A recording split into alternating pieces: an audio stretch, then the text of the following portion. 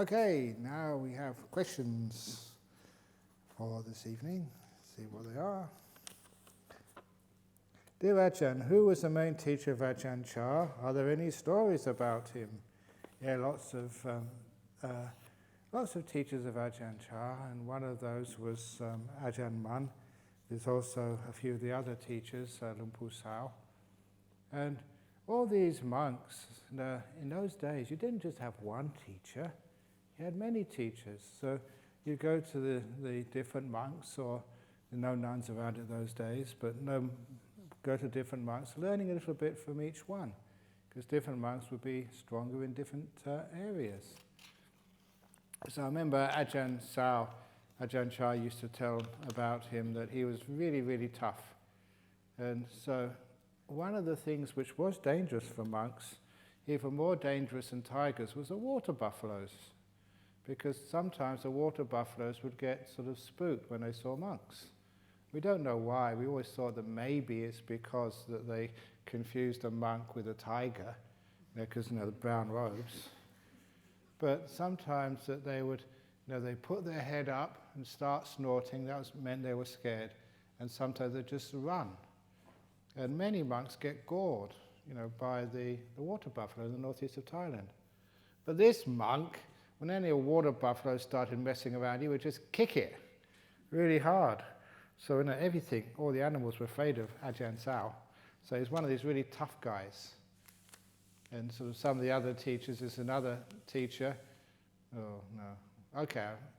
He had, because it was in the tropics, he had an itch on his testicles. So instead of actually just getting normal medicine, he just got some chilies and put that on his testicles. And if you're a guy, just that burns. So these are really tough guys in those days. Other people, if they had any fevers, like another monk, he had some malaria or something, he'd just send one of these people in to get some, saline solution and a needle, and just bung it in his arm himself. So they're really tough guys in those days. They didn't mess around. And so some of Ajahn Chah's teachers were tough like that. Tough and stupid sometimes. So anyway, this is some of Ajahn Chah's early days. But in those days, there's one story which comes up, because there's many, many stories, obviously. One story, I remember him saying that all the monks, in the jungles, probably the same in Sri Lanka as well, all the forest monks in those days, they'd all get malaria. It was just, forest monk sickness. Because, there's hardly any mosquito nets, and you're in the jungle all the time, not much protection, and sooner or later you get malaria because there's lots of jungle animals. And so I remember him saying when he had malaria once, the last time he had malaria, he was just got a bit fed up with it. So that, he went into his deep meditation, and he said it was like going into the middle of a forest fire. And the fire, he was in the middle. This is how he saw it in his inside with his eyes closed.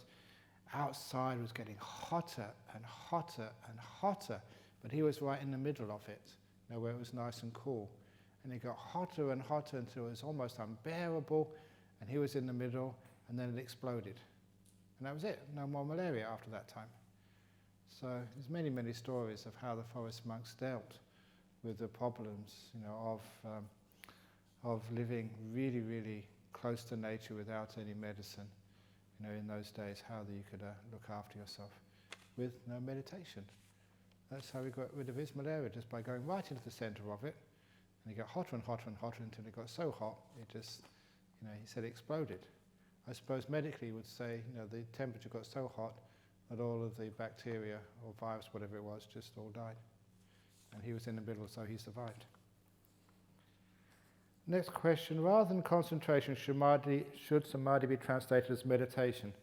Otherwise, there is no meditation as part of the Eightfold Path. Indeed, samadhi is not concentration. I keep telling this to people. That is not what the word means. For those of you who may know something of the history of the Buddhism in the West, the first books, especially the Theravadan books, were translated by a fellow called Rice Davids. must be 140, 50 years ago now. And he was the one who translated the word sati as mindfulness. So that's where the word mindfulness entered the English language from Professor Rice Davids. And that was actually a brilliant translation. But he also put concentration for samadhi. And it doesn't mean concentration, it means stillness. So stillness is what is meant by samadhi. And for so many years that when I started looking at this from experience, it didn't even feel like concentration, because as soon as you start concentrating, you never get any peace. It's just too much force. You can hold something with concentration for a while, but you can't sustain it. And so I started calling it stillness. I remember a couple of people used to come here a few years ago. They were Chinese, and they had studied Buddhism in the Chinese, and they came up and said, exactly correct, because in the Agamas, which is the Chinese version of the sutras, they always translate samadhi as stillness, never by concentration. It doesn't mean anything like concentration. And when you look at samadhi, the eighth factor of the Eightfold Path is stillness. It does actually change the whole ballgame of meditation. In other words, concentration is obviously you need effort to get concentrated, but stillness, you can't get still by effort. The old story, I've done this every meditation retreat I do, holding the bottle of water perfectly still. Now, has it stopped moving yet? It's moving. So I concentrate. It actually moves more when you concentrate. Strange thing. I'm trying to hold it still, but it actually moves more. And this is how many people meditate. The water is your mind. You're trying to hold it still, and concentration doesn't work. The way to get water to be perfectly still, as you all know from the simile, is put it down. You put it down, you let it go, leave it alone and patient, and soon it becomes still all by itself. It's moving, but give it another couple of seconds, and it'll be perfectly still. And that's actually how we meditate. You try and hold your mind still, and it never gets still. You put it down, let it go, and it becomes still. That's pretty still. And that's what, my simile. And Ajahn Chah, you just ask another story of Ajahn Chah. You may have all heard this one as well. He'd hold his hand up and start waving it. He said, this represents a leaf on a tree. It only moves because of the wind. If the wind stops, the leaf moves less and less until it becomes perfectly still, because that's the nature of the leaf, to be still. It only moves because something outside of itself, the wind. He said, this is the mind. It only moves because something outside of itself, wanting, desire, craving, makes it move. So if you want the leaf to be still, you want your mind to be still, protect it. No wanting, letting go, and your mind moves less and less and less until it comes to its natural state of stillness. So you don't have to do anything except to protect yourself from doing things. A good simile is something which I read in the in-flight magazine of one airline, because I do travel around a lot and you get bored traveling around the world in these big aircraft. So I was reading Air Flight magazine, and they said in the future they won't have pilots anymore because the computers are so good, and the reaction time of a computer is much faster than the pilot, that they have all of the aircraft totally automatic. But they will still have two beings in the cockpit. They'll first of all have a dog, and they'll have a guy. Two beings in the cockpit.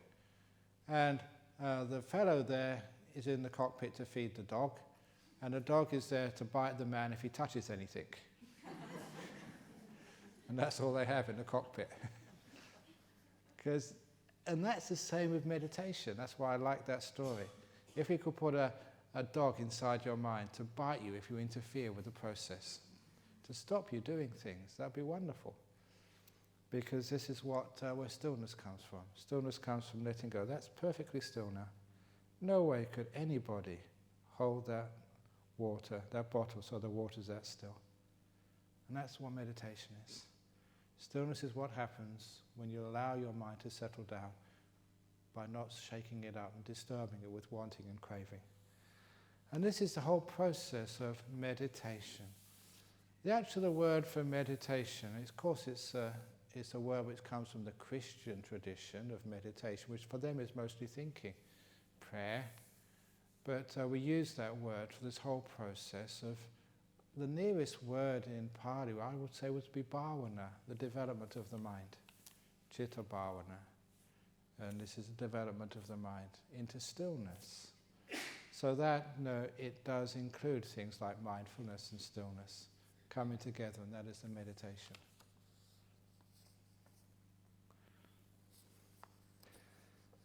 Ajahn, you showed us the example of the pause between words for silent moment.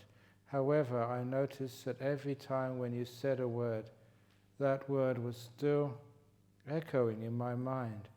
When the calm was fading off, the sound would come in. This went on and on. How to deal with this? How to have the silent moment when listening to somebody?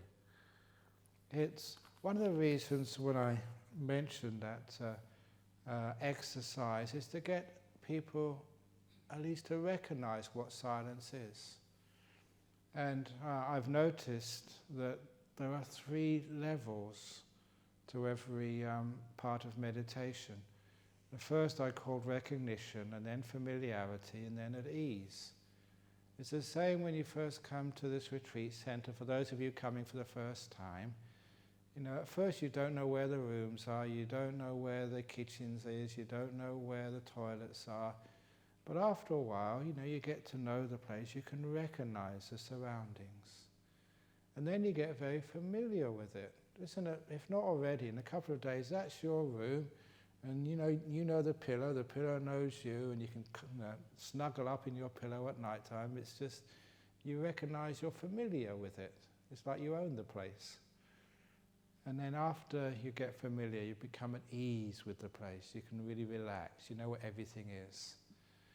And those 3 levels are there with, even when you go to a new job. You've got to recognize everybody, where the toilets, the photocopier is, and then as soon as you get familiar with everybody, then you can relax, become at ease with them. And that's the same with meditation as well. When it gets to say silence, you've got to recognize, what do we mean by silent awareness? And it's a crazy thing that some people have the idea that you cannot be silent, you have to be thinking. And for many people that's basically an eye-opener for them, to know what silence is, that you can be aware without any thoughts going on in your head. And once you recognize that, you can notice it many, many times during the day. You become familiar with it. And after you're familiar with the silence, you'll notice it lasts a longer and longer time. You relax with it, you're at ease with it. You don't tend to interfere with it. A similar metaphor is when I first got a bicycle as a kid. I was so afraid of falling off. I'd hold the handlebars until your knuckles went white, and you'd be so stiff in your body. And that's why I kept falling off. Because you have to, when you go around the curves, you just have to go with the bike. You have to relax and let the bike take you around. But once I learned how to relax and let go, you could just ride really fast and just go around sharp corners without falling off because you relaxed on the bike. It's the same with silence. Sometimes we're so afraid of losing it, we keep losing it. And then after a while we have silence, we relax, we're at ease with it, and it lasts a long time. We never fall off. When you try to stay on the silence, it keeps disappearing. When I kept trying to stay on my bike, I kept falling off. When I relaxed, it was easy. When you relax with the silence, it lasts a long time. So in each of these stages of meditation, we have these 3 levels: recognition, familiarity, and ease. Even when it comes to the breath, it's incredible. People say, what am I supposed to watch doing breath meditation? They don't recognize what it is. That is one of the reasons why, for people who've never meditated before on the breath, there's another very simple exercise. You don't need to do it now because you've already been doing breath meditation long enough, it won't work for you. But people who've never done breath meditation before in their lives, I ask them to close their eyes, breathe in and out 3 times, and after the 3rd out breath, open your eyes. Just that simple instruction. And they all achieve that without any problem at all. And then I ask, how did you know that you were breathing in, you were breathing out? How did you know you completed 3 in-breaths or 3 out-breaths? How did you know that? And there's some sensation inside of you which tells you you're breathing in. There's a sensation which tells you you're breathing out. You don't watch at the tip of the nose or in your belly or anywhere, it becomes quite natural. And then I tell them, okay, now close your eyes again and watch 3,000 breaths, which they can't do. But I say that is how you watch the breathing. That sensation which tells you you're breathing in, the sensation which tells you you're breathing out. Now you can recognize what that is, so you know how to do breath meditation. And again, with recognition, after a while you become quite familiar with that sensation. And after familiarity with it, you just relax with it, you don't interfere with it. And it can last a long time that way. So this is why we have those 3 stages or levels: recognition, familiarity and ease. And that's especially with the question here about silence. Once you've recognized it, soon you become familiar, and after a while you get so at ease with the silence, you just don't want to interfere with it. Silence is beautiful. And again, you ask when someone is talking to you, it's great when you're silent when someone's talking to you, because then you can really absorb all the information. I used to call that total listening. So when someone's talking to you, you're not thinking back, which means you're not obstructing all the information which is coming into your senses. And that means you understand much more of other people.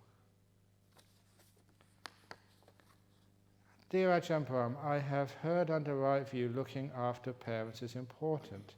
I love my parents and wanted to look after them, but it is very hard to deal with them. Most of the time they want to control me what they like way. I have lived with them seeing their fightings and violence, and I become more stressful and myself got violent. Living away from them I feel more freedom and less stress. And now my heart wants to live away from them, but I'm not sure if I'm breaking the right view or not. Please advise me. What about the Buddha? He left his parents.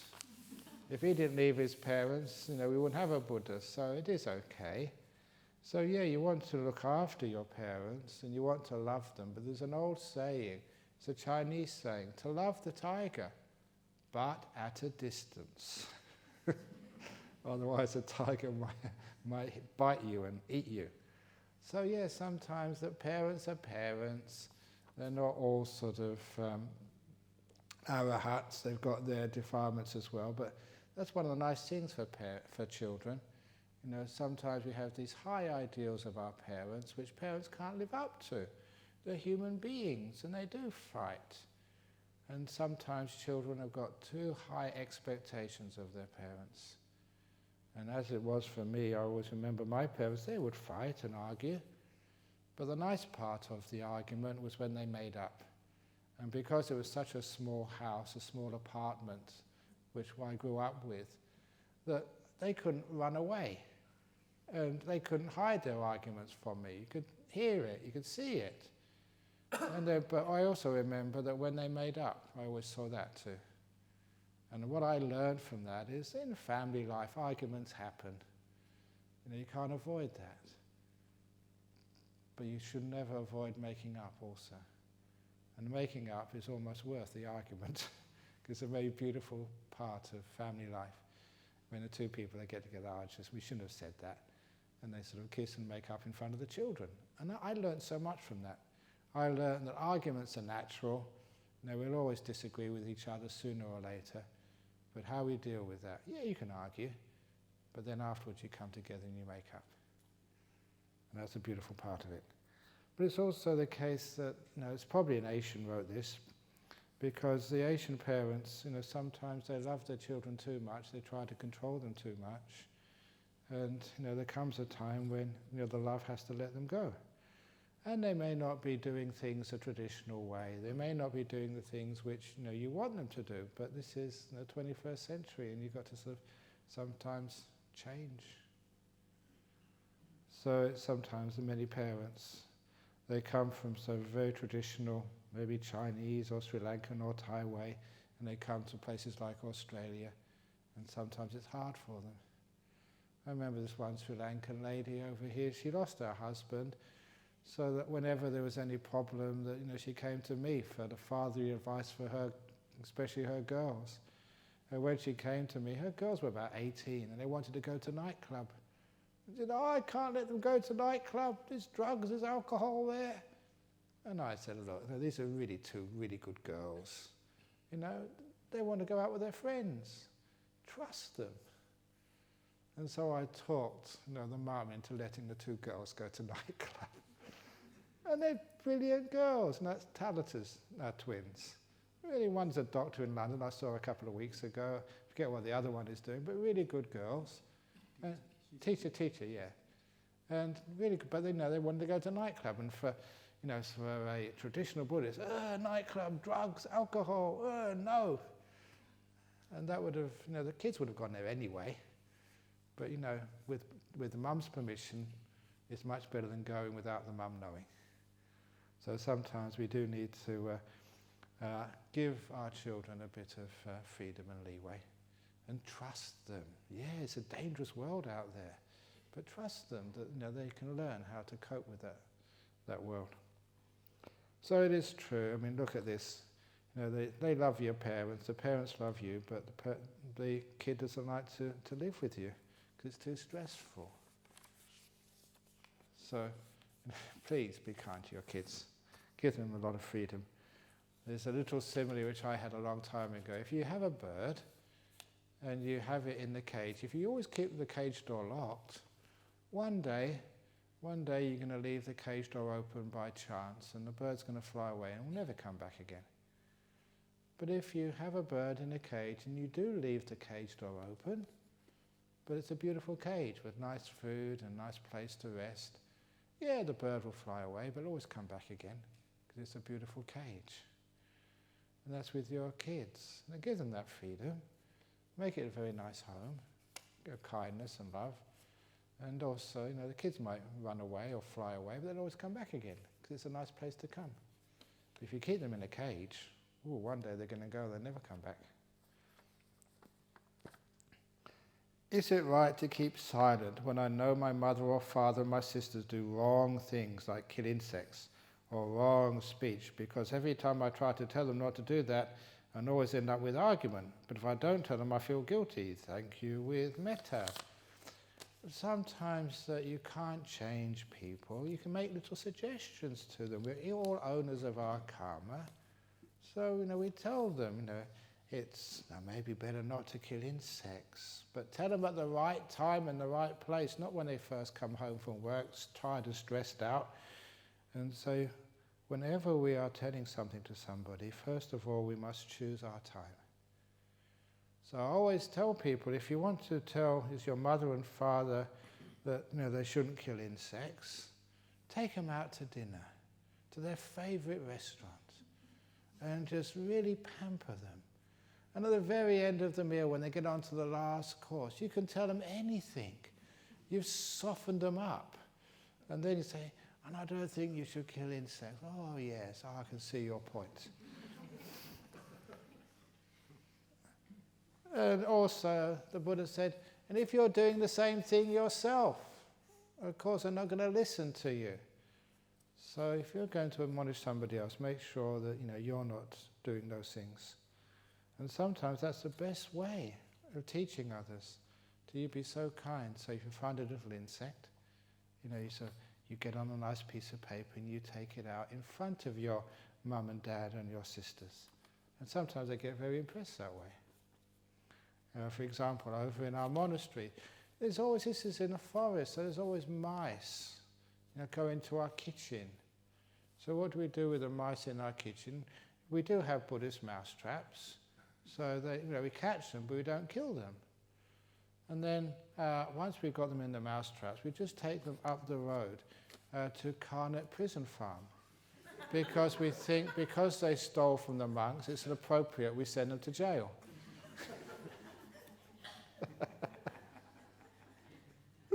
That seems to be karma. But we don't kill them. So, but when you tell people not to do things, of course they're not going to pay attention to you.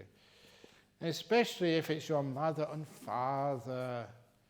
There's one thing, when I first became a monk, I was so inspired being a monk. My father was already dead, but I kept on writing all these letters to my mother about the amazing truths of Buddhism and how amazing and wonderful meditation was. And then I got replies from my mother, and she never mentioned all the stuff about Buddhism. So once I wrote to her and said, "How much of this Buddhist stuff do you understand?" She wrote back, "Nothing." And I realized you just can't, as a son, you can't teach your parents. Even if you think I'm a great teacher, there's no way I could ever teach my mother anything about Buddhism. And it was quite reassuring to read, in some of the commentaries, that the wisest monk next to the Buddha was Sariputta. And throughout his whole life, he could not teach his mother anything about Buddhism.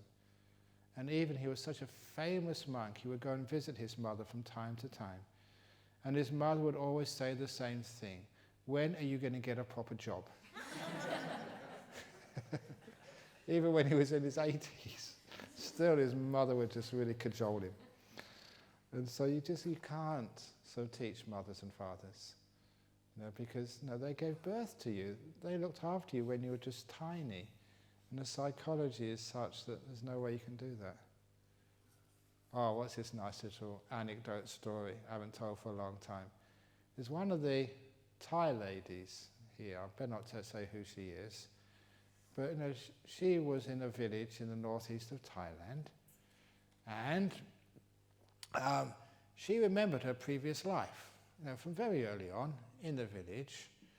And she knew that her son from a previous life had done very well, and now he was the headmaster of the school. And so when she got to about 5 or 6, she had to attend that school. And her memories were so clear that everyone in the village knew that that was the headmaster's old mother who died before. But when she went to school, this was in Thailand, same in Sri Lanka, when the teacher, especially the headmaster, comes into the room, everyone has to stand up. But she refused to stand up. "I'm not standing up for my son. He has to stand up for me." And she was only about 5 or 6 years old, this was a headmaster. And this headmaster, he was a disciplinarian. If anyone made a mistake, he had to go to his study to get the cane. But this guy, you can't cane your mother. So this little girl, she said she did anything she wanted at school. Didn't need to study, she could play around all day because no one could touch her, because the headmaster was her son from a previous life. She said she never learned very much, but she had a good time. That's what happens in these village lives. So that, how can your son teach the mum, even if the mum's only 5 years of age? Anyway, what is the advantage? Oh, here you go. What is the advantage from an evolution point of view for nature to invent the jhanas and pass it to the next generations? Okay, and evolution is a very materialistic philosophy. It works when we come to the bodies of human beings and other creatures, but it doesn't admit the evolution of what we call the human mind. And to think that just the body is all there is, imagine like a human mind evolving. And these bodies are like vehicles in which the driver just goes into the driver's seat, just like cars have evolved over the last 120 years. If you see the old Model T Ford and see a modern car, they've evolved enormously. But the drivers, we go into one car, into another car. And so the driver is like the mind, and the bodies of animals and human beings, that's the cars, the vehicles, which evolve. So there's a parallel evolution there of the human bodies, the animals, the vehicles, and also the evolution of the mind as well. And part of the evolution of the mind is actually to develop these very still, peaceful states of mind. And that gives you a very, very advanced mind. Almost like the highest possible creature you could have. There is the mind in a jhana. And so we learn this little by little. So maybe in this life, I'm not quite sure how far you will get, but later on, after you die and you come back again, much of that sort of tendencies would actually be still with you, so you can get into a jhana again. And I'm saying this because it's very weird that some people have very easy time getting into a jhana. Why is that? It's because they've done it before. It's as if the mind just gets so far and it knows what's coming next and it just goes off and does it. And that's sometimes what happens, because you've done jhanas before. Your mind has evolved from previous lives. That's why I can do it. And the purpose is because it gives you enormous insights and wisdom. So it's looking at evolution in a different way, not just a materialistic way. And of course, you know that for those of you who know my talks, this is one of my missions, to try and come back to a more sort of mind-centered materialism. The materialism of our modern age, this body, this brain is all there is, and the mind, or consciousness, is some epiphenomena of the brain. It's one of the reasons why we have a materialistic society, which does not value just things like human interactions.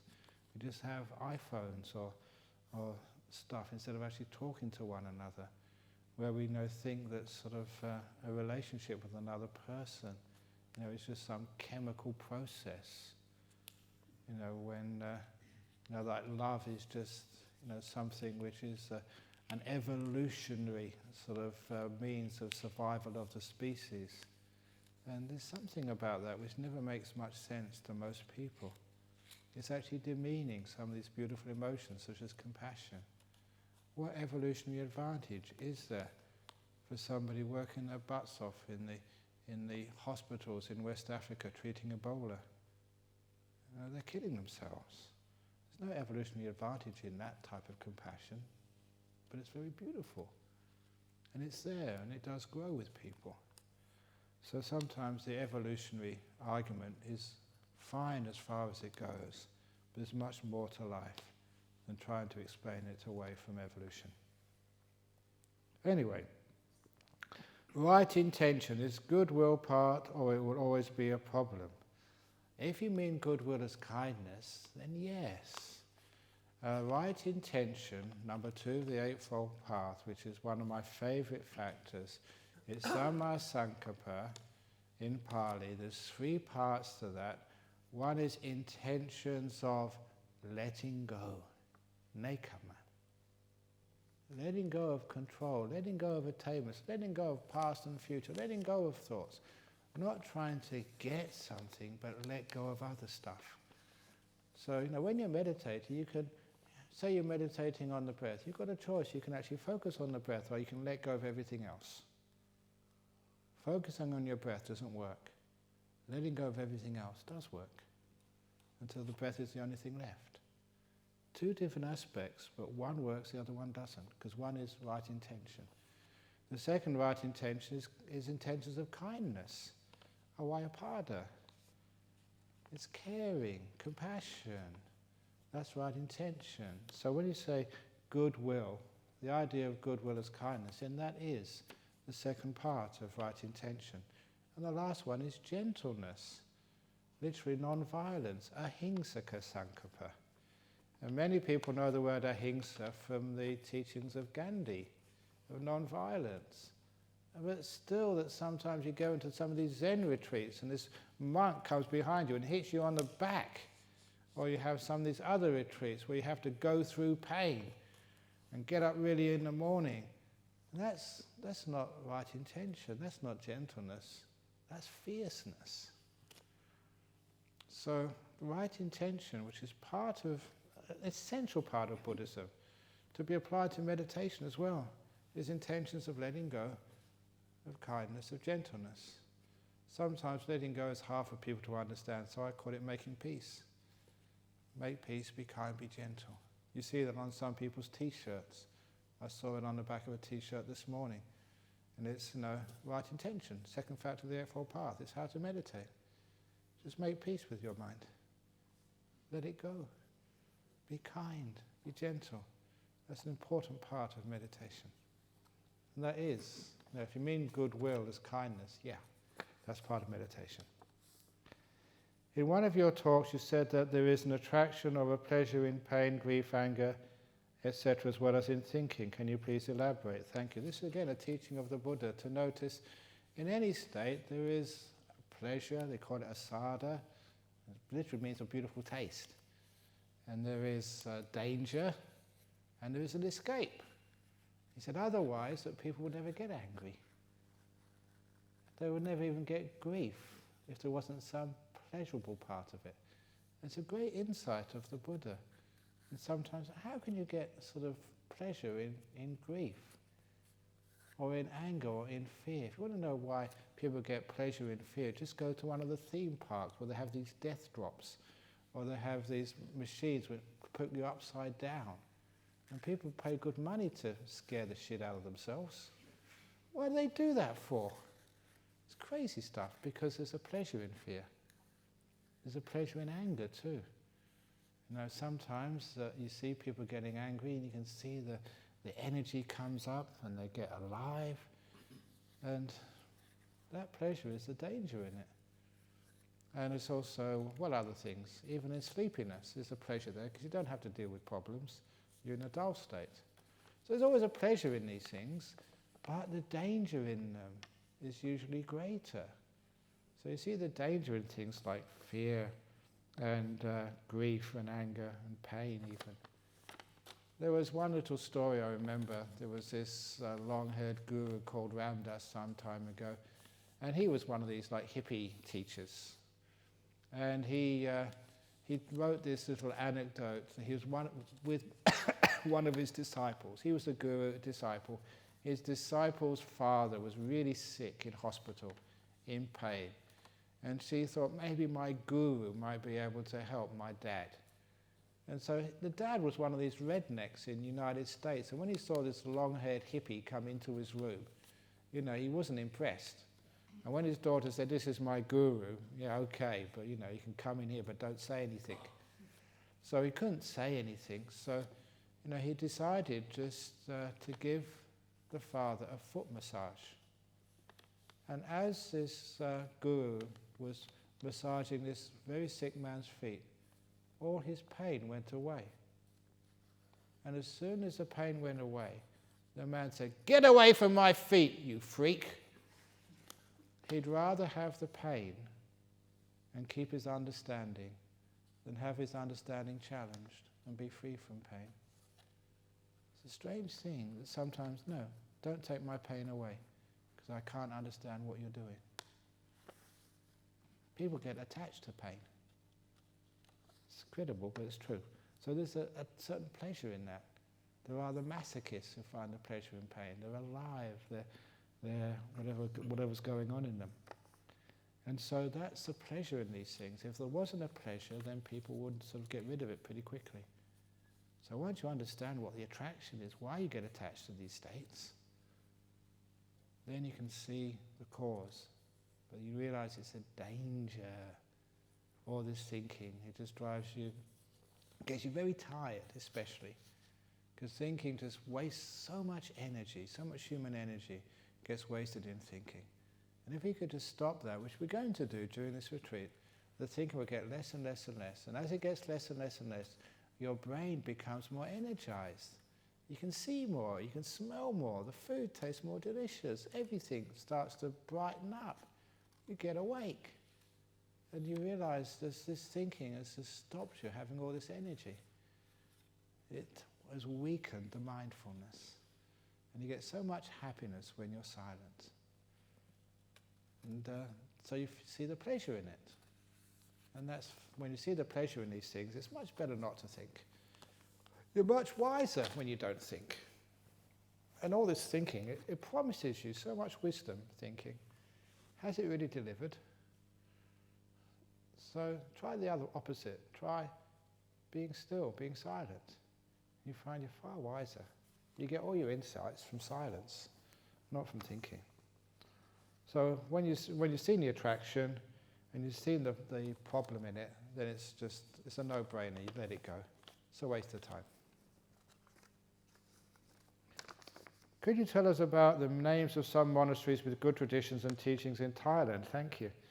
I haven't been to Thailand that much over the last few years, because of the bhikkhuni ordination.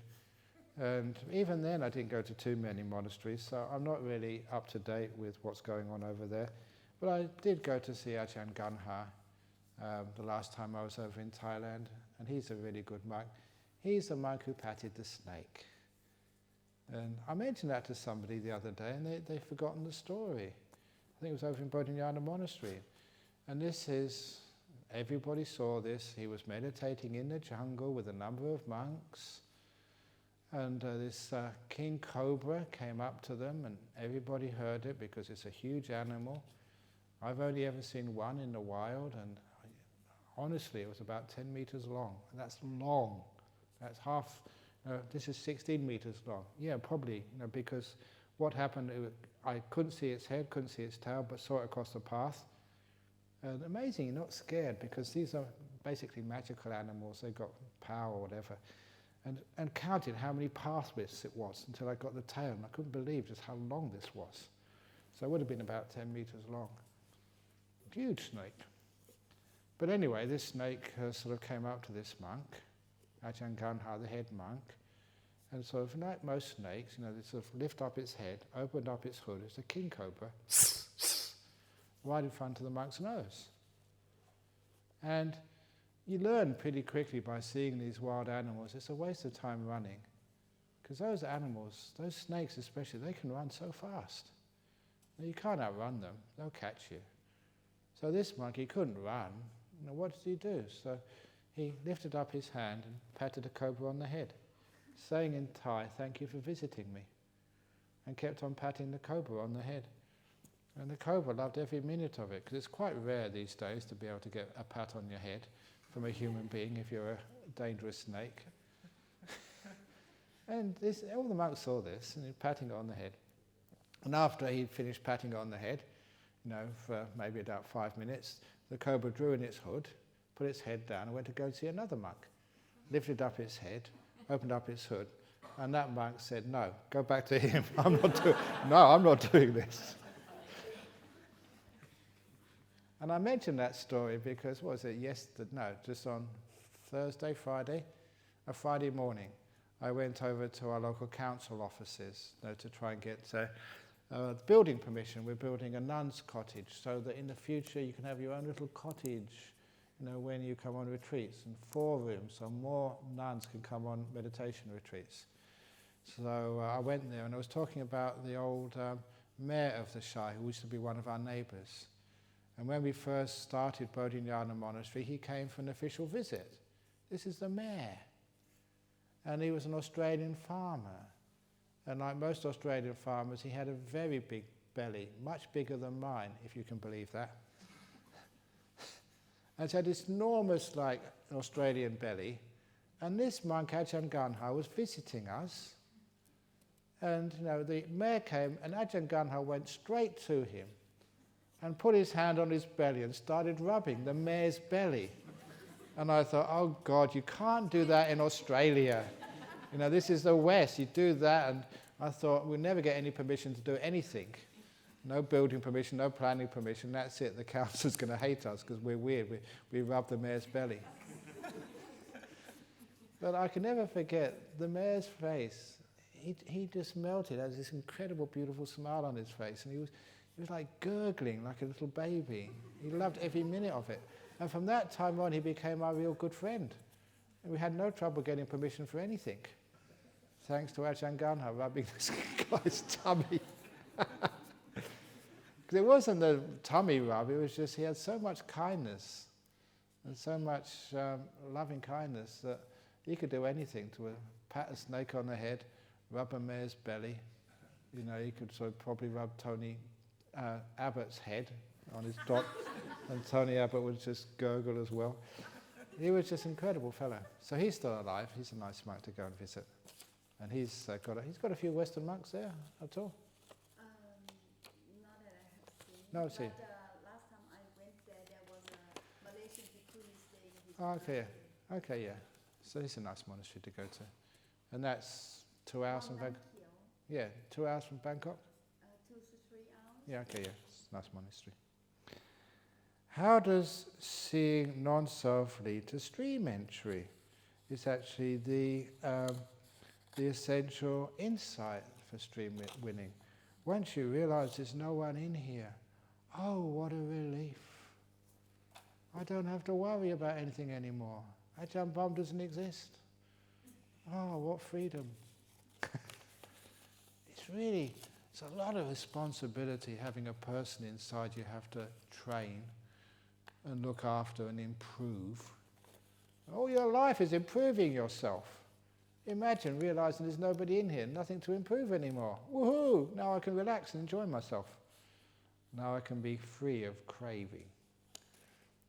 So seeing non-self is an essential part, which means one of the things you do when there's nobody in here, just why are you so attached to the past?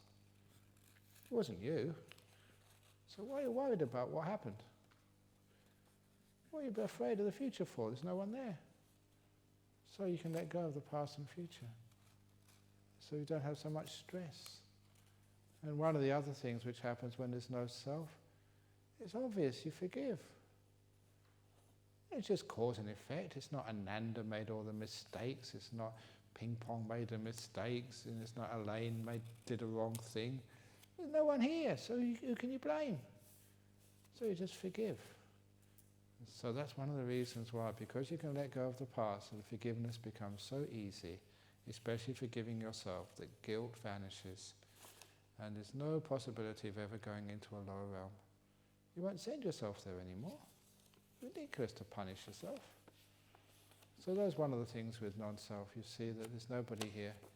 And because there's nobody here, there's nothing to be destroyed. It just vanishes. There's one of the great stories of enlightenment about what it is. It's the Agi Vachagota Sutta. It was, it's based on that anyway. When the Buddha said that when a flame is extinguished, or rather Vachagota said, where does the flame go when it's extinguished? Does the flame go to heaven if it's been a good flame? Or does it go to the hell realms if it's been bad flames? Does it go to the east, west, north, south? It doesn't go anywhere, it's just extinguished, that's all. Because what is a flame anyway? If it's like a candle, a flame is just a combination of 3 things. The wick, the wax, and the heat. When those 3 things come together, the wick, wax, and heat, you get the flame. And if one of those causes disappears, the wax is all used up. The wick is burnt out, or something blows the heat away. Then the flame stops. It doesn't go anywhere. It's just, all it was 3 causes coming together, and one of those causes stops, there's no more flame. And that's what it said about this thing you call you. It's just a bunch of causes, that's all. That's seeing non-self, just 5 khandhas. When one of those khandhas stops, everything stops. The cause has stopped, nothing left. But where do we go? The same place where flames go once they're extinguished. They don't go anywhere. And the word for a flame extinguishing is Nibbana. That's where they got their word from. So I often say, in the time of the Buddha, even kids would know what Nibbana meant. They just say, oh, the flame's Nibbana, we've got to light it up again.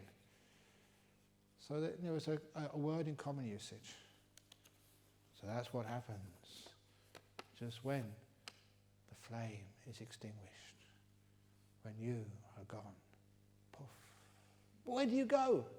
The same place where flames go. In other words, nowhere. There we go. Abhidharma and jhanas and sutta jhanas. Jhanas with nimitta, jhanas without nimitta. Jhanas with 5 physical senses gone, jhanas without 5 physical senses gone. Jhanas difficult to attain, jhanas easy to attain. Various teachers blah blah blah, have different views on jhanas. Like everything else, jhanas may be experienced differently according to everybody's karma. Now, first of all, the Abhidharma was not taught by the Buddha. It's very clear. For those people who their beliefs are more important than the facts, then you will always bend the truth to fit your beliefs. But the facts of the matter are, the evidence is quite convincing. The Buddha never taught the Abhidharma. When the monks met after the Buddha passed away, they met in the Satapana cave. This is in all traditions.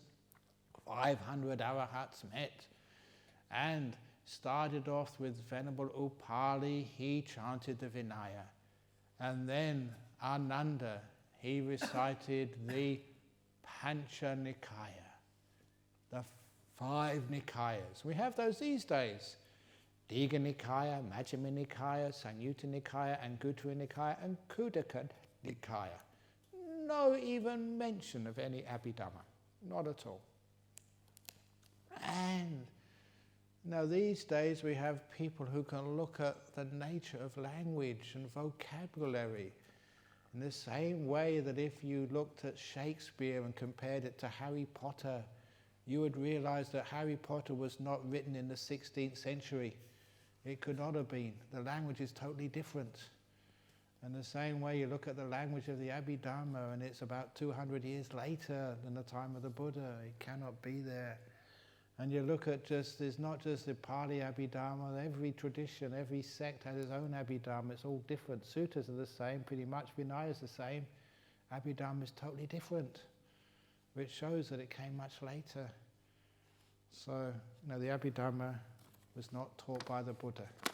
The last time I was in Sri Lanka, I told that, and the monks who were with me said, "Oh, well done, Ajahn Brahm, you can say that, but we try saying that," and you get all of this feedback from others. "You can't say that, that's bad." But everybody knows it's true, that the Abhidharma was not taught by the Buddha. And jhanas with nimitta, without nimitta, blah, blah, blah, blah, blah. One thing with the jhanas you should know, this is straight from the suttas. The suttas are the best source because that was taught by the Buddha. When there are jhanas, you know it's a jhana, number one, that you can't think. You can't give things names. You can't verbalize. So if ever you're in a nice meditation state and you ask, is this a jhana? It can't be. If you can think like that, your mind is just too coarse. Number two, you can't hear or see or smell, taste, touch within a jhana. You can't hear anything. The 5 senses are stopped. That's the jhana. And number three, one of the biggest signs, you have what we call the afterglow.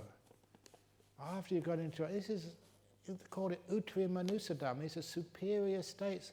Monks aren't supposed to tell people they've got these things. We're supposed to keep it quiet, just like being enlightened. It's way up there with enlightenment and psychic powers. So it's a great state. So if you've achieved a jhana and you come up to me afterwards and say, "Ajahn Brahm, I just achieved a jhana." No way.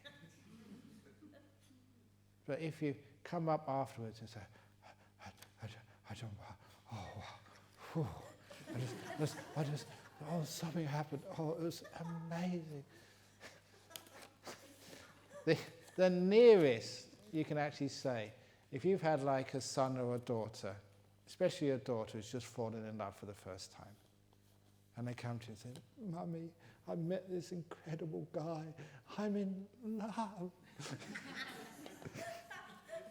Now, something like that. This is an emotional powerhouse of experience, the jhanas. So you can't just say, "Oh yeah, just had a jhana." So that afterglow is maybe one of the most important of the qualities of a jhana. But one, so yeah, go on. Can I go back to Abhidharma? Yeah. Because in Thailand we believe that the Abhidharma was taught by the Buddha in the Dharmadinsa, and the Buddha came and called Venerable Sariputta, and that's what's called Abhidhamma. Could you please tell me where this story comes Yes, that story of the Buddha going up to Tawatingsa heaven to teach his mother, who actually lived in the Tusita realm. He went to the wrong place. And spent one rains retreat teaching this. Now, you also know, this is commentaries, that in the Tawatingsa realm, one day in the Tawatingsa realm is equal to 100 years of human life. So 3 months, I worked this out, is about, I think, about 36 minutes or something. So the Buddha had 36 minutes to teach the whole Abhidhamma. If you try and recite even just a couple of pages of it, it's much longer than 36 minutes. It's impossible, rationally. Now that was in the commentary.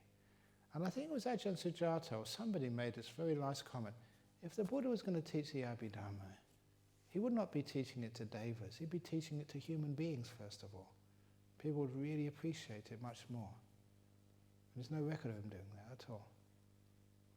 So the whole thing is so sus, suspicious, that anybody with a brain would actually say, sorry, but it doesn't make any sense. There's no mention of that story anywhere in the sutras.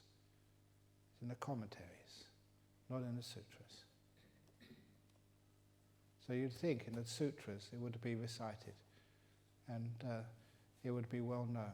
And the Abhidhamma, as I said, is different, very different from the Sarvastivada, Abhidhamma, Dhammagupta, Abhidhamma. They're incredibly different. And that's actually, people argued about Abhidhammas. That's what created divisions in the Sangha in the early days. And if it really came from the Buddha, there would be no arguments at all.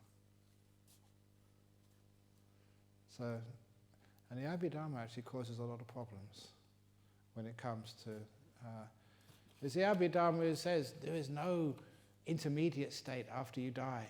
As soon as you die, you get reborn. And people have seen ghosts. They've spoken to ghosts. They've heard ghosts. And, this is reality which people have, which is not allowed according to the Abhidhamma. The Abhidhamma said, no, that didn't happen. But it did happen. It's like in Thailand when they say there's no bhikkhunis, when they're right there in front of you. So there's many mistakes in the Abhidhamma. So no need to worry about the Abhidhamma, just the sutras is enough. And jhana is jhana. There's not one jhana, another jhana, there's only jhanas. Anyway, here we go. During sitting meditation, when the body is quite relaxed, the head tends to tilt up or sometimes tilt down with the upper part of the body. If I allow it, I feel comfort as the air flows better, but should I allow it or adjust my posture sitting upright and face the front? Will the previous posture lead to deep meditation, since it is comfort? Exactly. It's let the body adjust itself. So sometimes in meditation you will experience your body just doing weird things. It may be just, it's just moving this way and that way, maybe even twisting around. If the body wants to do it, the body is much wiser than you are. Let it do it. And you usually do feel comfortable. So don't you think that you have to have a perfect posture to get into a deep meditation. I always thought that the postures were important. All these different traditions told you do it the Tibetan way, sit full lotus, sit half lotus, sit Burmese way, which is the best, and it doesn't matter. Because there was one time when I had typhus fever in a Ubon hospital. I won't go the whole story, but it was really unpleasant. And one day I was, after about 3 or 4 weeks, in the hospital with typhus fever, and just no energy at all, I'm really weak, and just really aching, in pain, depressed, and thinking, I'm just going to meditate. I'm a monk, let's just meditate. And I got into a nice, really deep meditation. You couldn't feel your body. And that was such bliss. If you have at an ordinary time, it's bliss. And when you're escaping from typhus fever, that's amazing. But one thing I noticed when I came out of the meditation, I checked my posture. Never seen that posture in any book. Because you're in bed with a leg this way, a leg that way, arms all over the place. And you just got into great meditation. And I proved to myself, anyway, you don't need to be in this posture or that posture. Let the body decide. It knows best. And then you can just, so your body tilted, whatever it did, you felt comfortable, great. Carry on like that. Your body knows better than you do. Dear Ajahn, what do you think of lucid dreaming? Can it help with your meditation practice? Lucid dreaming means you're sleeping too much. Usually does. But yeah, sometimes it's a bit of fun to have lucid dreaming. You can't really, you can control it up to a point, but not that much. And it's a bit of a waste of time. So it's much better that if you are aware enough to control your dreams, you should wake up and just meditate instead. So it's not an alternative. So and it's a bit sort of, what you might call it, fantasy world, creative world. It's not reality. So it's not encouraged. Is it same between no self and non-self in Buddhism? No, just the way the Buddha used words, he wasn't a philosopher, he wasn't sort of a lawyer. So, he used words in the way it was used by local people. So sometimes he said, that which is called mind or heart or consciousness, that thing which is called different things by different people. So he used words loosely, like people use words loosely. So sometimes you say no self, sometimes you say non-self, exactly the same. Sometimes you say heart, sometimes you say mind, same thing. So the Buddha was using words. Abhidharma was different, but the Buddha used words in the local language, the way that ordinary people would use these words, not like a lawyer. Dear Ajahn Brahm, if I don't use a little bit of willpower to keep the mind still, it wanders around like a mad monkey mind. What's wrong with monkeys? No, many of you have evolved from monkeys. So maybe you really have got a monkey mind because in your previous life. So straight away we stigmatize poor monkeys. Shall I continue this like this or let the mind wander around? Please explain, thank you. There's other ways of dealing with a wandering mind. Willpower, you'll find, will not work. You can hold it still for a little while, but you get tired and frustrated, and then it will start wandering around even more. So if your mind is wandering around, one of the reasons is you're really getting involved in the wandering mind. You are actually making it wander more. You're not letting it go. One way of using wisdom power rather than willpower, just imagine your mind out here somewhere, and you, the observer, is separated, from the screen on which all this fantasies or thoughts or plans are being made out, just like when you're watching a TV. If you're watching a TV and you remember you're sitting on a seat, the TV is over there, it's very easy not to get involved. You can turn it off if you want, you can laugh at it. But once you get involved, it is like you get sucked into the screen, like you're part of the action. And to make the point very clear, I often say, when you're watching a movie, why do you get afraid? Why do you get emotionally entangled and start crying? Oh, it's so sad. It's because you've got sucked in, to the whole action. And don't just think this just happens to women. Just men when they're watching soccer matches or cricket. Hit the ball! And they shout at the TV screen. And it's a match which is probably already finished in Sri Lanka last week. And lost or whatever. But you can shout in Perth and they can't hear you in Colombo. Even if it is live. It's usually sort of replay. So, why do people shout? I remember going to the movies and, this is 45 years ago, just the old horror movies.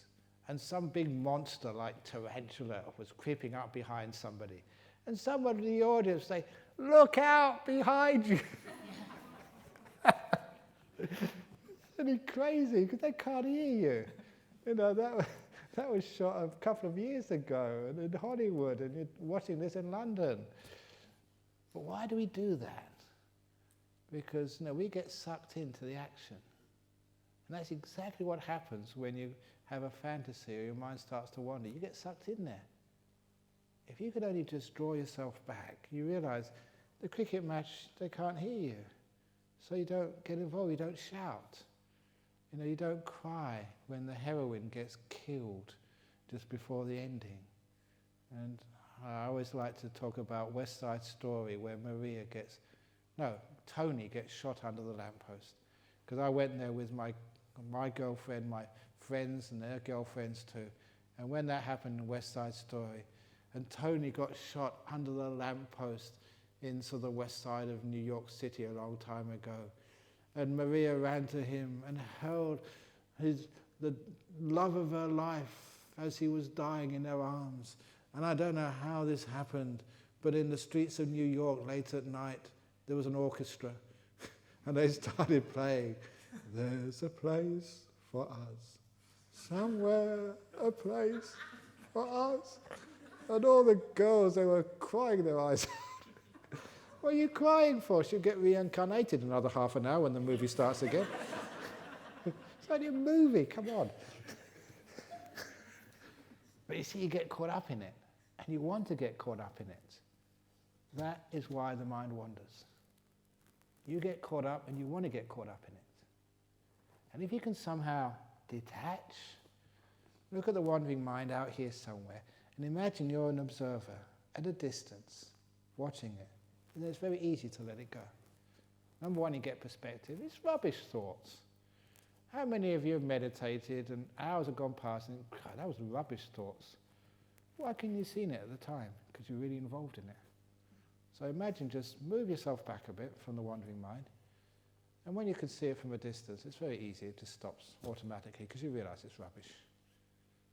Now that's using wisdom power, not willpower. And that actually works. How can I say if I'm sleeping or in a deep meditation? Do you know or feel the difference when you have been in deep meditation? One of the things you notice afterwards is you've got energy afterwards. If you've been asleep during a meditation, just like an ordinary sleep, you feel a bit dull when you first come out. Just like in the early morning. Some of you, maybe you're my age, you get out of bed and you're not really alive until you've had your first cup of tea or coffee. You're dull. And that's like when you come out of asleep. You've been meditating, been asleep, you feel dull. But if you've been a nice meditation, you feel a lot of energy and really happy. That's one of the main differences. In the Metta Sutta, being upright, perfectly upright, is explained as mental behavioural quality, but you explain it as being physically upright, not sleeping. Kindly explain. What do we explain it? Being able and upright, straightforward and gentle in speech. It means actually in the Metta Sutta, as I understood it, like upright of character. It doesn't always just mean sort of not laying down, not sleeping. But the whole metaphor of being a good person. And that's why upright. But you've got to be careful because sometimes many people misunderstand the words of the Metta Sutta. Upright just means morally upright. In just the same way that some years ago that somebody asked me, why is it, we've got two nuns over here, why is it that nuns always have a hard time getting monasteries or getting allowed to ordain? And it's the Metta Sutta is the reason why. Listen to it. It said, "Let none deceive another or despise any being in any state. Let none through anger or ill will wish harm upon another, whatever living beings they may be, omitting nuns, the great..."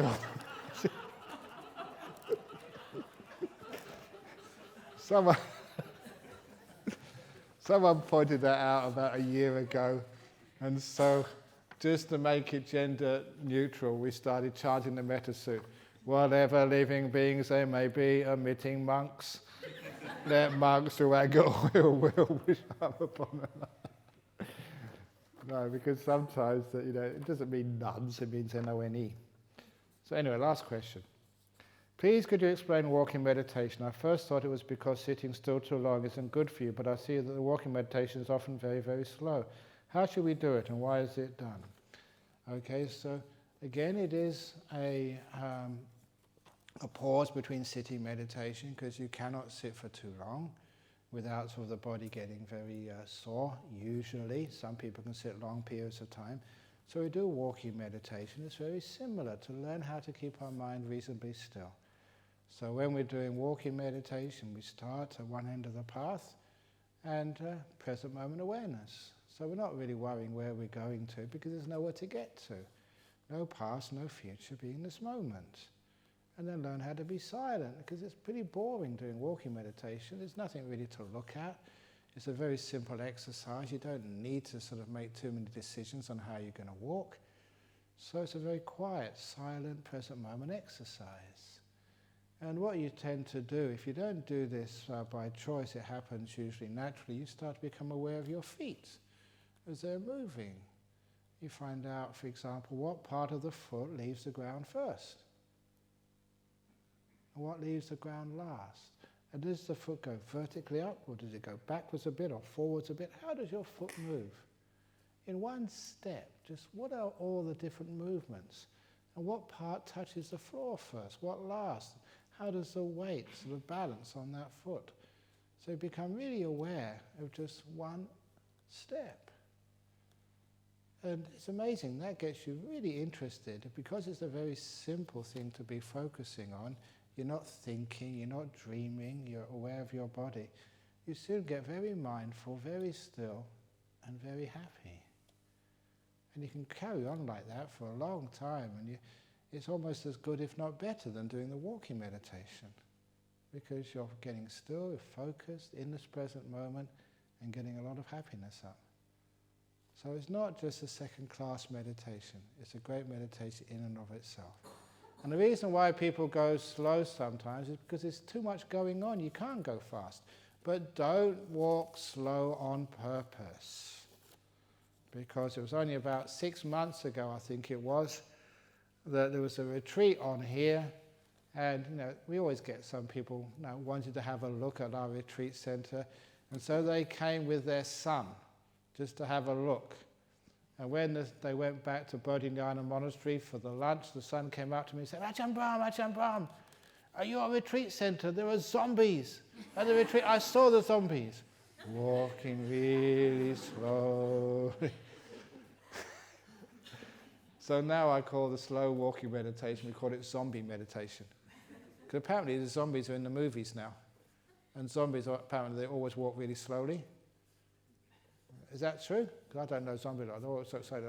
So if they see anybody walking slow, you don't really know whether it's a meditator or a zombie.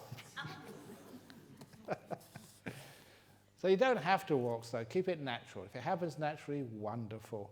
If you want to walk fast, wonderful. So I know sometimes it's happened in the walking meditation hall because you're walking next to one another. Sometimes there's a competition of who can walk slowest. That's crazy. So don't do that. So anyway, thank you for those questions for this evening. And again, any other questions you have, please write them down. I've gone over maybe 15 minutes. Usually there's more questions come in the next few days. It's amazing. I always thought that as you get more and more quiet and